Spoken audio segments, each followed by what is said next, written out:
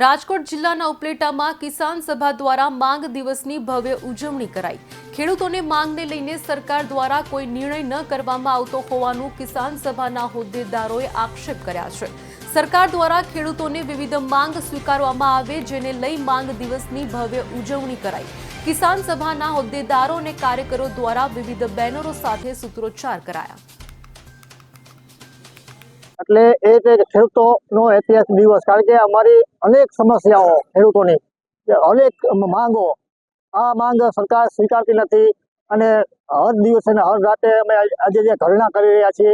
આજે 26 નવેમ્બર એટલે આજે અમારો ઐતિહાસિક દિવસ છે, કારણ કે અમે એટલા આંદોલન કરેલા છે દિલ્હી બોર્ડર ઉપર, હરિયાણા બોર્ડર ઉપર, બધે, પરંતુ સરકારને શું વાંધો છે?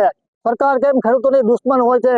આજે ખેડૂતનો દીકરો અનેક સમસ્યાથી પીડાઈ રહ્યો હોય અને ખેડૂતોની અનેક સમસ્યાનો કોઈ સમાધાન ઉકેલ ન લાવતા હોય, આ સરકારથી હવે ખેડૂતો કંટાળી ગઈ છે અને દિવસે ને દિવસે અમારી માંગ ઉગ્ર બનતી જતી હોય અને સરકાર સાંભળતી ન હોય, તો આજે અમે 26 નવેમ્બરના દિવસે અમારો ઐતિહાસિક દિવસ મનાવી રહ્યા છીએ।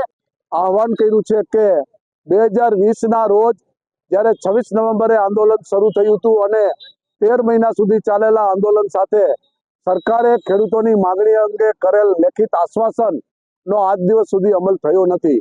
એટલે આખા દેશની અંદર આજે માંગ દિવસ તરીકે ઉજવવાનો અને ખેડૂતોની જે માંગણીઓ છે, MSP ટેકાના ભાવે ખરીદવાનો કાયદો કરો, તેમજ ખેડૂતોના તમામ દેવાઓ નાબૂદ કરો, પાક વીમા યોજના શરૂ કરો અને વીજળીનું જે ખાનગીકરણ છે એ બંધ કરો અને સ્માર્ટ મીટર લગાવવાનું બંધ કરો।